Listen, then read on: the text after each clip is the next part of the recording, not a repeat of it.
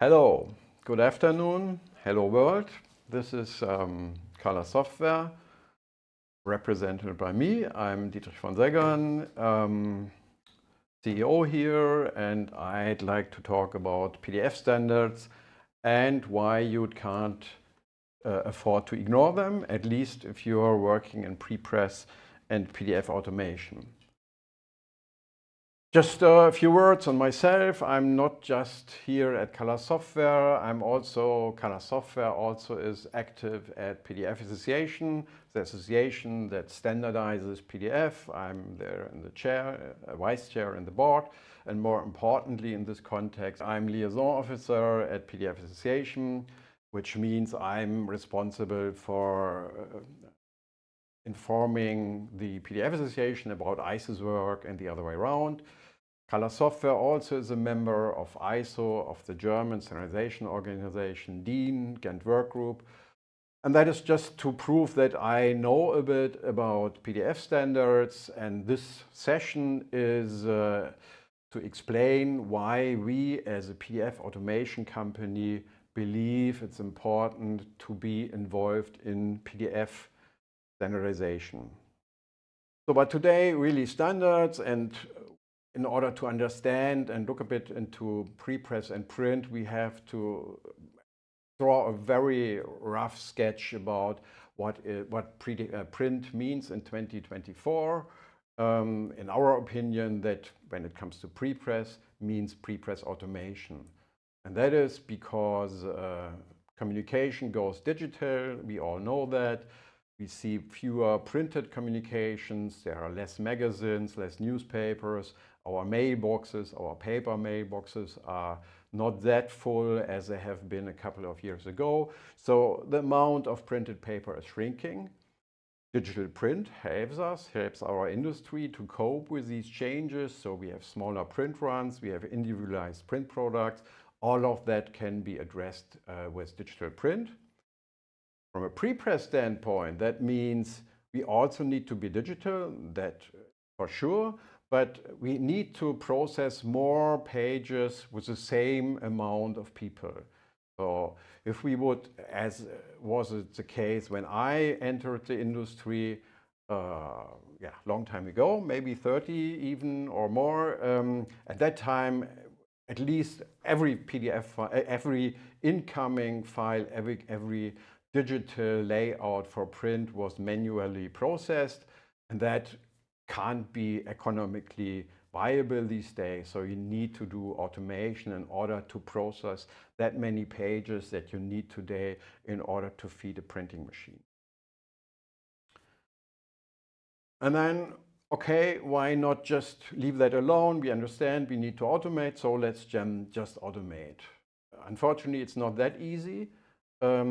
But I say, as Callas Software vendor of print and prepress automation products, I say the real issue are not the solutions. As of today, you can automate almost everything, every requirement that you have for your printing devices, for your printing processes, and that you need to reflect somehow in the PDF file and the layout that can be automated. The issue really is the complexity of requirements.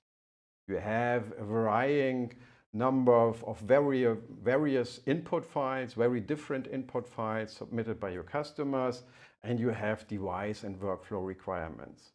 And you have to somehow bring these together, which means for automation, you have to set up a couple of rules and to establish them in the workflow that decide what to do with that particular file under what circumstances for this job. And that is definitely a very complex set of rules if you want to address all your requirements. And that means you have to somehow deal with that complexity. You have to somehow reduce the complexity. You have to approach automation not just by switching on a switch, so you have to do something else. And then what most of our customers do, and it's a good strategy, start small, concentrate on straightforward requirements and grow from there. Involve an expert, so ask an expert who has experience with standardization, with automation. But the easiest tool, and that is what I want to talk about today, the easiest tool actually are standards. The easiest tool to reduce complexity is to find and identify and establish the right standard, and then adjust every incoming PDF file to the standard and adjust all your workflow components and devices to the same standard. That reduces complexity and makes the whole overwhelming task much easier. But again, the other two things you should still do. You should still start with the easiest and more straightforward requirements. It should still involve an export, but you should also use standards. So now, what standards are around? So I think because we believe standards are so important, it will be good to understand what standards are available, which one could you pick for your particular printing method. And then I first want to talk about print in general. That means talk about PDF and PDFX. And then I will have just really briefly look into a few printing methods and print products, commercial print, large format, label and packaging, and variable data. And talk about, just introduce you to briefly into what standards are around in these areas. So first of all, I think it's time to also say thank you to PDF, because what we are doing today in prepress wouldn't be possible without PDF. As I've said, when I entered industry 30 years ago, PDF wasn't there, so we had to deal with open files from Quark Express, mostly freehand at that time, Illustrator, a variety of files, including image formats. It was much harder. It would be much harder to automate if we would still have to process these files. Luckily, we today can concentrate on a single file format, PDF, that is used in almost all printing methods and for almost all print products. But as we all know, PDF originally was not designed to be a print layout. It, from the very beginning, almost worked as such, but it was not designed for it. So it addresses a much larger variety of use cases, document exchange in general. It can be complete, potentially complete, but it doesn't have to be. So it's an ideal basis, but it's not the end of the story. So it's great. It's the foundation that we need for automation, but as such, it is not enough. So we need to establish further rules that we apply to the PDF files that we can process. So, and then we should also look into PDF. PDF is also richer. So we don't just have to limit PDF file for our use case print. We can also take advantage of additional information that we have in PDF files, that we can have in PDF files. We don't necessarily have them, but we have potentially more information that allows us to better automate PDF. And very important in this context is a simple concept of page geometry boxes. A PDF page can indicate where the trimmed page, the cut page ends. It can indicate the bleed area. And then you also have the crop area, which is a visible area, and that normally then has the cut marks. So that is a very important ingredient for printing. There is more. Metadata is possible on all levels, document, pages, layers, images. So you can use metadata to you can associate objects with metadata to help your automation tool to retrieve that information from the PDF file. And we will have an example for that later on.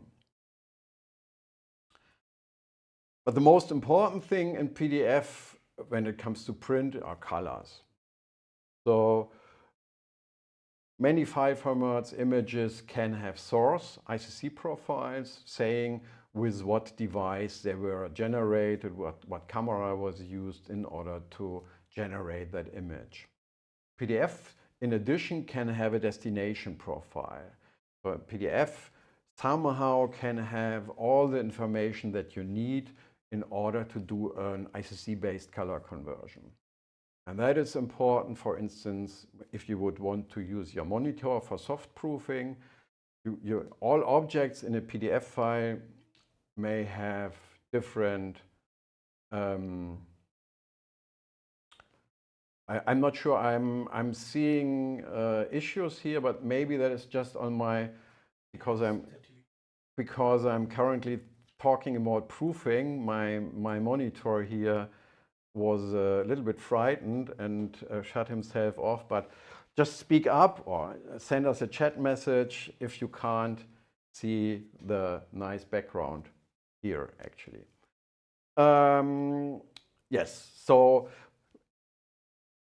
if you want to proof, you need, every object on your page may have a different source profile, and if you would want then to proof the whole page, you somehow need to convert them into the intended output condition, which could be ISO-coded print, for instance. So you would convert everything into that for this output and then simulate that output onto your monitor using the monitor profile.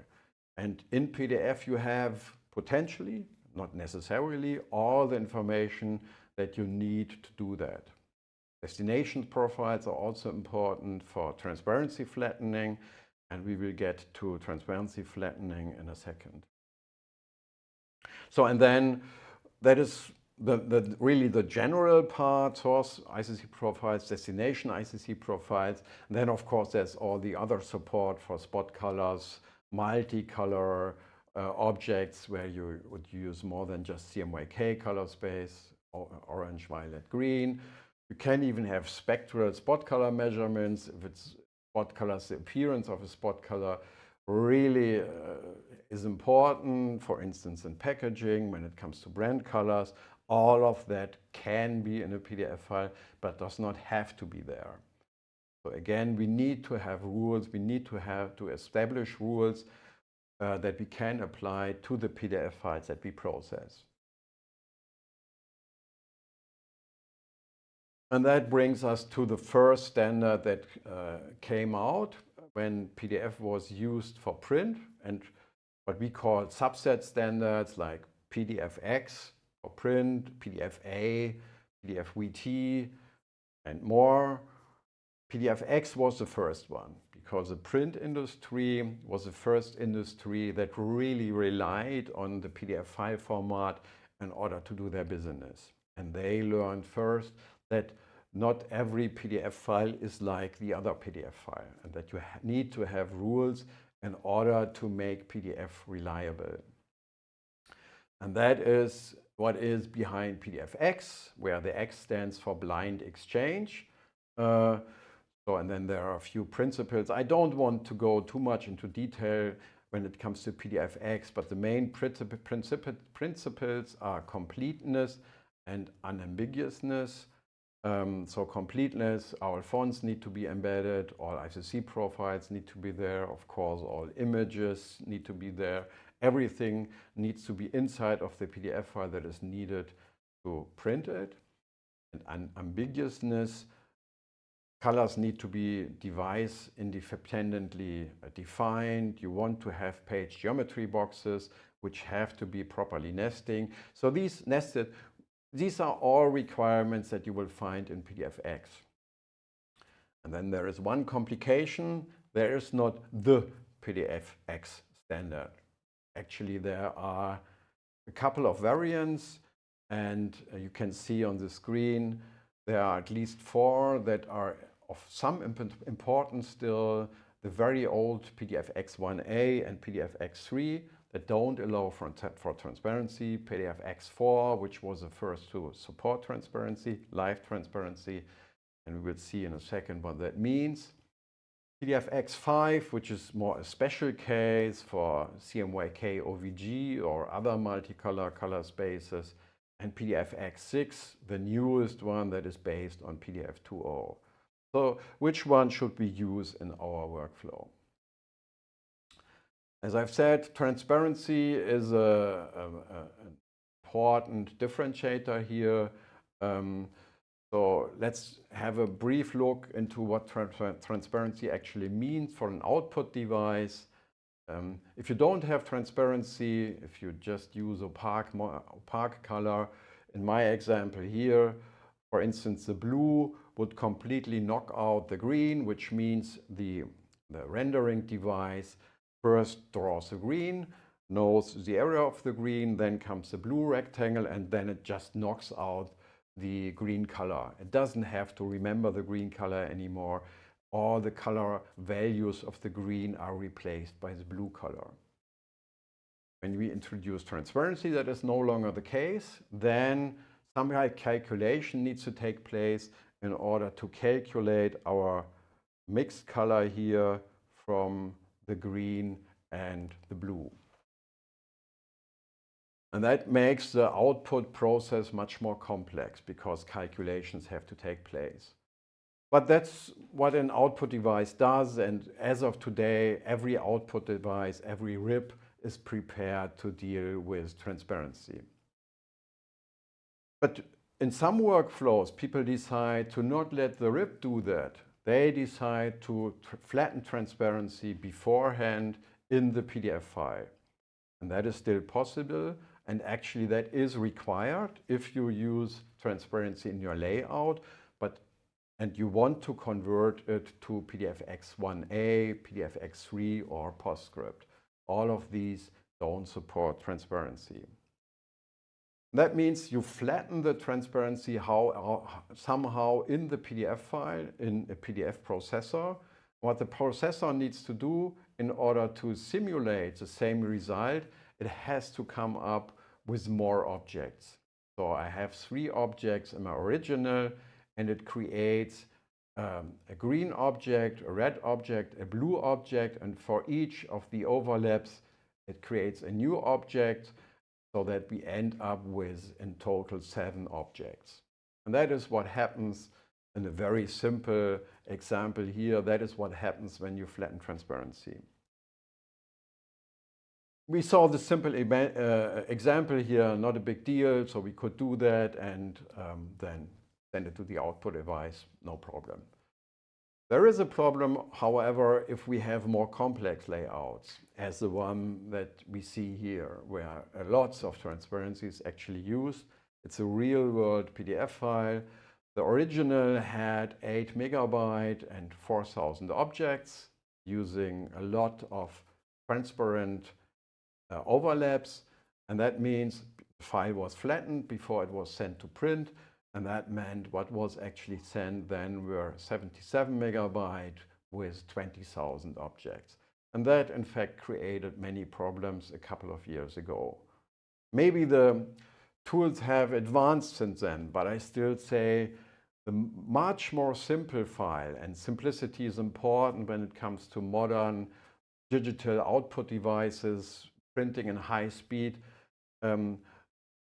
The easier I can create the same layout, the better. And therefore, flattening transparency is only and can only be the last resort if, for whatever reason, live transparency doesn't work. And today, there actually shouldn't be any reason because all output devices are prepared for live transparency. So if you not have already done so, be quick to switch to PDFX4. We know PDFX1A and PDFX3 are still around, although luckily going down.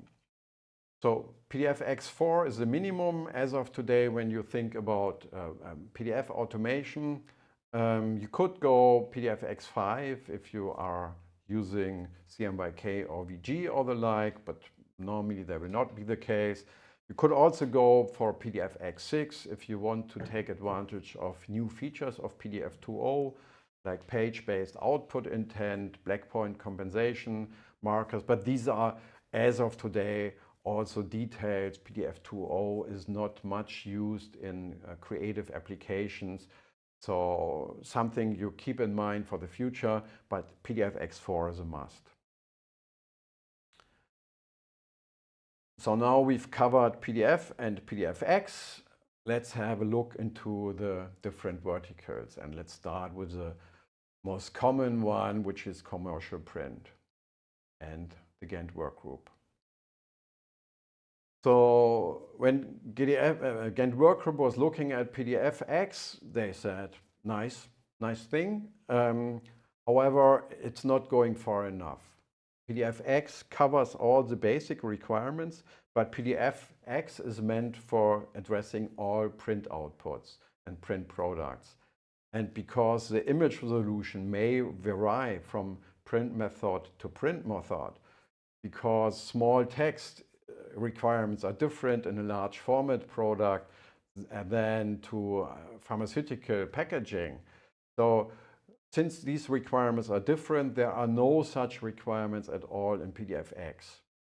And if you really want to take as much advantage as you can from a standard, you shouldn't be quiet about it. So you should have rules for image resolution minimum, small text, thin lines, and so forth. And that means PDFX can only be the basis. It should be the basis, but it's not enough. And that is where GWG, Ghent Workgroup, started. There you find all these requirements: small text, minimum image resolution, rich black, whether rich black is allowed or not, whether spot colors are permitted or not, whether it's an advertisement, so that more than a single page is an issue. So you find all of that in the Ghent Workgroup specifications that build on PDFX4. So there are older ones from Ghent Workgroup that are built on PDFX3 and 1A, but the current specifications, and as we've said, you should use PDFX4. You should also use the current specifications of Ghent Workgroup. The 2022 specifications address all these requirements.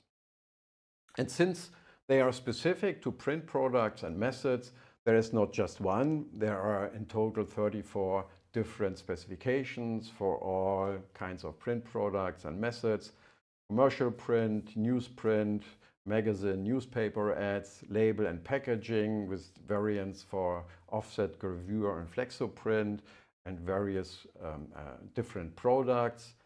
And then there also is a large format specification. And I'd like to start, so I now want to look a little bit more in detail into these specifications. This is a slide on large format, because that is somehow special too, because in large format, it's not so that you have a minimum resolution that is good for all, image resolution that is good for all products. The image resolution, the minimum image resolution, depends on the viewing distance, the typical viewing distance with which your print product is viewed by the addressee, by the one that looks at it, and a scaling factor. So normally, large format product is scaled before it's put onto the printing device, and then the minimum image resolution, of course, depends on the scaling factor, but it also depends on whether the typical viewing distance is, let's say, 100 meters or a meter. Yeah, and if you have 100 meters, you don't need as good image resolution, which would probably also end up in a huge file, than if you would look at it with a distance from 1 meter. And then that means the Ghent Workgroup profile for large format that you can find in products, including ours, will require you to, in the first place, specify the typical viewing distance and the scaling factor. And only then it can calculate the minimum image resolution, small text. Small text also varies with the viewing distance and so forth. So this is the specific thing with large format in the Ghent Workgroup specification, which otherwise address all the requirements that you would have in large format. Label and packaging is a complex thing, as we know. There we again have a Ghent Workgroup specification, in total 18, just for label and packaging. And then there in addition is an ISO standard processing steps. And the Ghent Workgroup specifications requires that a PDF file does not only comply with PDFX4, it also has to comply with processing steps. And processing steps has been developed to clearly identify what often is called technical colors, like a die line, cutting line, a white, in my example here, a varnish, an area where braille is put. So there is typically in a label or packaging file, not just the print layout, but also information that is used in steps that are not the actual print process step. So processing steps actually should be titled processing steps other than print. And what processing steps does. One issue when you print packaging and label is that there is no standard for identifying, there was no standard for identifying, let's say, the cut line, the die line. One customer uses die, the other uses die line maybe, and the third one uses cutting. And then the automate doesn't, it's not easy for the automate that wants to process the file to distinguish between die line and the design itself and all the other technical colors if present. Processing steps doesn't take away the technical colors, so customers may still use their names for the die line, but processing steps requires that these technical colors are then put onto a layer, and the layer still can have whatever name you want to give the layer, but it also has to have standardized metadata. So a cut line would have to have a metadata structural cutting. Yeah, so that is in the standard described how you add that metadata to the layer and what metadata you should use for that layer. And if a file complies to processing steps, then you can take advantage of that information and use it in your print automation, which is done today. Finally, variable data print. And again, label and packaging, we could have a session dedicated to this. The same applies to variable data print. So just a few words about what standards are around when it comes to most common example for variable data print is invoices.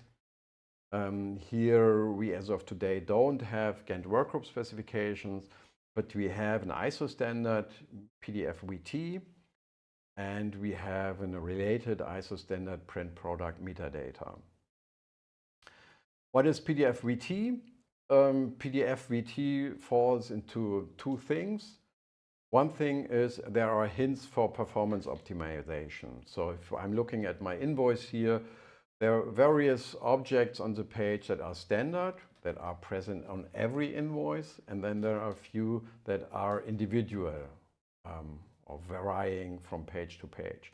It's important for an output device to differentiate between static and variable content, because static objects should only be processed once, put into the cache, and then reused for the next page. And that is where PDF-VT can help. It doesn't have to, so these are optional keys in the PDF file, but it can have hints for performance optimization. And the other thing is it can have metadata for postage optimization, which is a very important cost part when it comes to print production of variable data products such as invoices. So the postage is usually much more expensive than the print itself. So being able to output according to postage regions makes a lot of sense. And PDF-VT specifies how you can do that, how you can associate page-based metadata that could have addressee information with a PDF page. However, it does not specify what metadata. It's just specifying the syntax, but not the semantics. So how you enter an address into that metadata is not specified in PDF-VT. There, a different ISO standard kicks in, which is called print product metadata, and that fills exactly the syntax that is specified in PDF-VT with concrete field names in which you can put the street of your addressee, for instance.